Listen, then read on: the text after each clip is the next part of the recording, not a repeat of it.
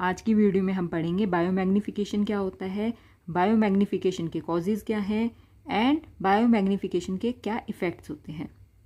First है biomagnification क्या होता है। देखो, फूड चेन के ट्रॉफिक लेवल्स में सब्सटेंसेस के अमाउंट का इंक्रीज होना ही बायोमैग्निफिकेशन कहलाता है।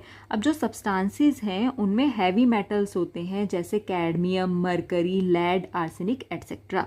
फॉर एग्जाम्पल, प्लांट्स पे पेस्टिसाइड्स का स्प्रे किया जाता है, ठीक है। पेस्टिसाइड्स में होते हैं हैवी मेटल्स। अब जब प्लांट्स पे पेस्टिसाइड्स का स्प्रे किया जाता है तो हैवी मेटल्स चले जाते हैं प्लांट्स में। प्लांट्स आते हैं ट्रॉफिक लेवल 1 में, ठीक है। प्लांट्स को खाते हैं हर्बीवोर्स। हर्बीवोर्स में आते हैं रैबिट, डियर, ठीक है। अब जो हर्बीवोर्स हैं ये ट्रॉफिक लेवल 2 में आते हैं। अब हर्बीवोर्स को कौन खाता है? कार्निवोर्स। कार्निवोर्स में आता है लायन, टाइगर, ठीक है।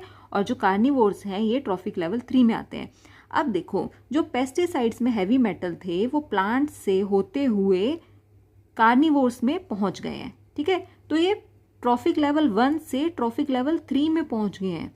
तो इसका मतलब ये है कि फूड चेन के डिफरेंट ट्रॉफिक लेवल्स में टॉक्सिक सब्सटेंसेस का अमाउंट इंक्रीज हो रहा है और इस पूरी की पूरी प्रोसेस को बोलते हैं बायोमैग्निफिकेशन। नेक्स्ट हम पढ़ेंगे कॉजेज ऑफ बायोमैग्निफिकेशन, जिसमें फर्स्ट है एग्रीकल्चर।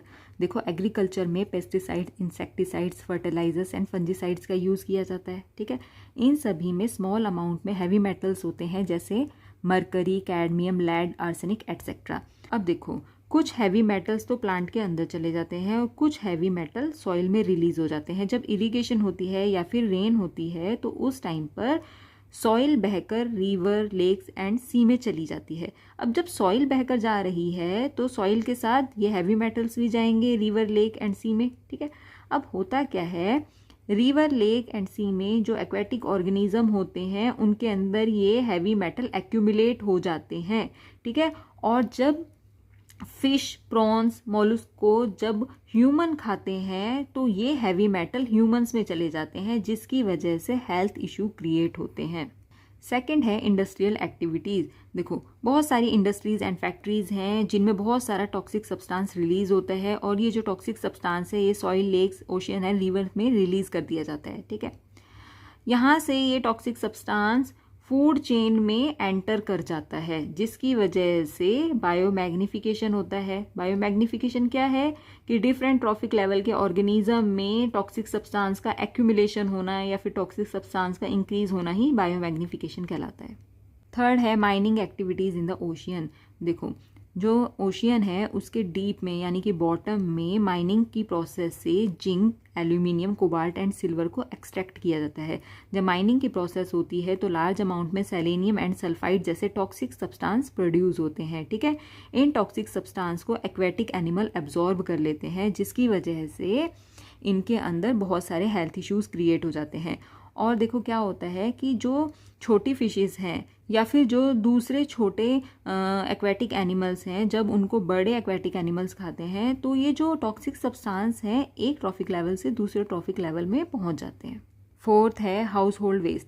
देखो, हम अपने घरों में कितना सारा कॉस्मेटिक्स, सोप, डिटर्जेंट्स और भी बहुत सारी चीज़ें यूज़ करते हैं। इनमें केमिकल्स होते हैं, ठीक है।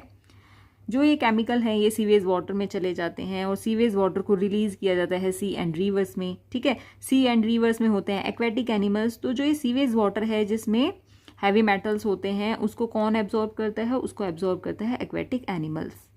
नेक्स्ट हम पढ़ेंगे इफेक्ट्स ऑफ बायोमैग्निफिकेशन, जिसमें फर्स्ट है इम्पैक्ट ऑन ह्यूमन हेल्थ।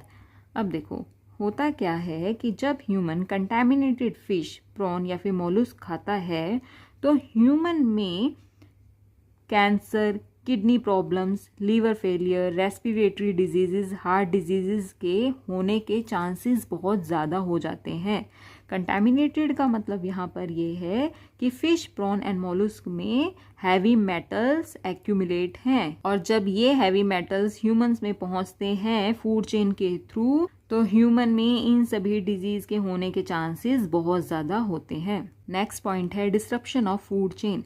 देखो, जो केमिकल्स हैं, टॉक्सिक सब्सटेंसेस हैं, वो वाटर बॉडीज़ में रिलीज हो जाते हैं और फूड चेन को डिस्टर्ब करते हैं। स्मॉल ऑर्गेनिज्म इन सब्सटेंसेस को एब्जॉर्ब कर लेते हैं और इन स्मॉल ऑर्गेनिज्म को कौन खाता है? Larger animals.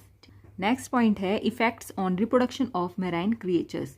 देखो, जो ये टॉक्सिक केमिकल्स हैं ये एक्वेटिक ऑर्गेनिजम्स के इंपॉर्टेंट ऑर्गन में एक्यूमुलेट हो जाते हैं, जिसकी वजह से इनकी जो रिप्रोडक्शन प्रोसेस है, डेवलपमेंट प्रोसेस है, वो अफेक्ट होती है। ठीक है, देखो जो सी बर्ड्स हैं उनमें इन टॉक्सिक केमिकल्स की वजह से जो उनका एग शेल होता है वो इतना ज़्यादा थिन हो गया है कि जब इंक्यूबेशन के टाइम पे ये अपने एग पे बैठते हैं तो जो ये एग शेल है वो अपने आप ही टूट जाता है, जिसकी वजह से सी बर्ड्स की पॉपुलेशन में डिक्रीज हो रहा है। नेक्स्ट पॉइंट है जापान में 1952 में मीनामाटा डिजीज़ की वजह से बहुत सारे लोगों की डेथ हो गई थी। अब ये डेथ इसलिए हुई थी क्योंकि फिशेज़ में मरकरी का बायोमैग्निफिकेशन हो गया था, मतलब फिशेज़ में मरकरी एक्यूमुलेट हो गई थी। ठीक है, फूड चेन के थ्रू ये जो मरकरी है ये ह्यूमंस में पहुंच गई थी, क्योंकि जो ह्यूमंस हैं वो फिश को खाते हैं, तो मरकरी जो है फिशेस के थ्रू ह्यूमन में पहुंच गई थी, जिसकी वजह से बहुत सारे ह्यूमंस की डेथ हो गई थी। एक्चुअल में हुआ क्या था कि वेस्ट वाटर में बहुत सारी मरकरी होती है। ठीक है, अब वेस्ट वाटर में बैक्टीरिया भी होते हैं, तो इन बैक्टीरिया ने मरकरी को मिथाइल मरकरी में कन्वर्ट कर दिया था। ठीक है, और जो ये मिथाइल मरकरी है ये हाईली टॉक्सिक कंपाउंड होता है। ये toxic compound lips and tongue में नमनेस क्रिएट करता है। ठीक है, डीफनेस की प्रॉब्लम क्रिएट करता है एंड ये रिस्पॉन्सिबल होता है मेंटल रिटार्डेशन के लिए भी। नेक्स्ट पॉइंट है, देखो जो सेलेनियम रिच सॉइल है, मतलब ऐसी सॉइल जिसमें सेलेनियम का अमाउंट बहुत ज़्यादा होता है, और इस सॉइल में जब कोई प्लांट ग्रो करता है तो प्लांट में सेलेनियम एक्यूमुलेट हो जाता है। ठीक है, और जब इस तरह के प्लांट को जिसमें सेलेनियम का अमाउंट बहुत ज़्यादा होता है कोई ग्रेजिंग एनिमल खाता है तो उसकी ग्रोथ स्टंटेड हो जाती है, उस एनिमल में गैस्ट्रो इंटेस्टाइनल डिसऑर्डर हो जाते हैं। तो जो सेलेनियम है, ठीक है, जो सेलेनियम है ये फूड चेन के थ्रू ग्रेजिंग एनिमल में पहुंचता है, जिसकी वजह से ग्रेजिंग एनिमल्स को ये सभी प्रॉब्लम फेस करनी पड़ती हैं। तो आज की वीडियो में हमने पढ़ा बायोमैग्निफिकेशन के बारे में। अगर आपको नोट्स चाहिए एनवायरमेंटल साइंस से रिलेटेड या साइंस के किसी भी टॉपिक से रिलेटेड तो आप हमारा टेलीग्राम चैनल ज्वाइन कर सकते हैं। टेलीग्राम चैनल का लिंक मैं आपको डिस्क्रिप्शन बॉक्स में दे दूंगी, आपको वहां पर नोट्स प्रोवाइड कर दिए जाएंगे।